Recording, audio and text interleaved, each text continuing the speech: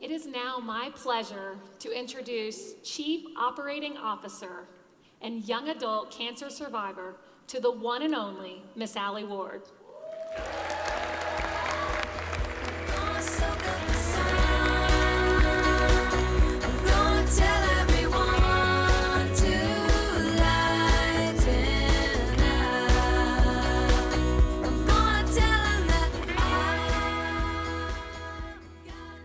Thank you, Kelly, and thank you, Amy. And again, I just want to say welcome to CancerCon. This truly is my favorite time of year. Looking around this room, seeing some old friends, hopefully a lot of new friends, and I am just so excited that you guys came to spend your time with us. I ask you to look right, and then look left. I don't know how to do my left and right either. This is your community. This is your family. At the age of 35, I was diagnosed with Stage IV Ovarian Cancer. I was overwhelmed and could not believe that this had happened to me.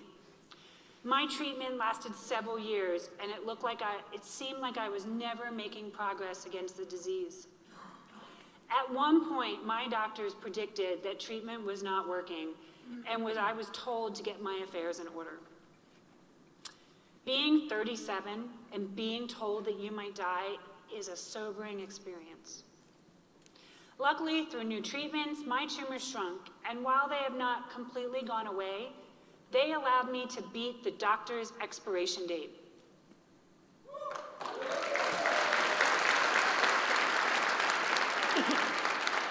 It was then that I realized that even though I did not die, cancer had taken over my life.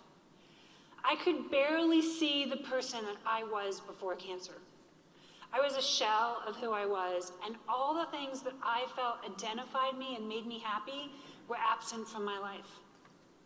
Before cancer, I was a huge hiker, and it was not unusual for me to hike 10 to 15 miles on the weekends. I also loved to kayak. My creative outlet was pottery. These are things that I stopped doing after I was diagnosed with cancer. This past summer, I celebrated my 10-year cancerversary. Thank you. I would like to share with you the lessons I have learned in my 10th year of survivorship.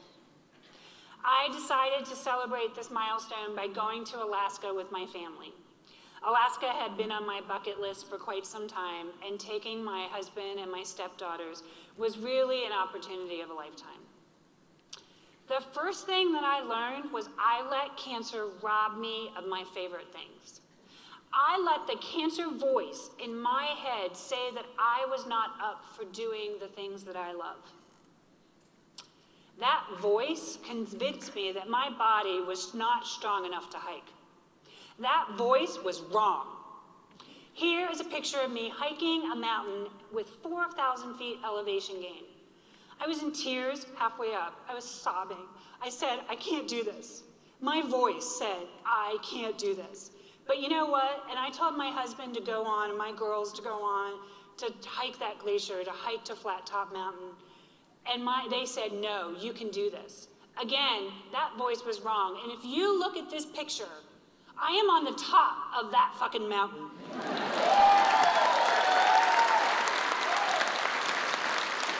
Sorry, Matt, I swore. Again, that voice was wrong. 2 days later, I went kayaking in Seward, Alaska. I was strong enough to kayak and share with my family one of my favorite activities in the world. Again, that voice was wrong. On July 5th, 2017, exactly 10 years since the day of my diagnosis, I celebrated by ziplining and soaring through the skies in Denali National Park. I broke through the ceiling that the voice had limited me to, and the sky was no longer my limit. This trip was not about just living. It was about loving and doing the things that I love with the people that I love. Cancer can destroy your body. It can also destroy your soul and your heart. My commitment for the next 10 years, and you better believe it, I'm gonna be alive in 10 years, is to stop the cancer head game and embrace my life post-cancer. I am going to live and love my life to the fullest. As you approach this weekend, I encourage you to get out of that head. Let the cancer voice stop talking and be in the moment. Get busy living and loving. I wish for you to soar this weekend.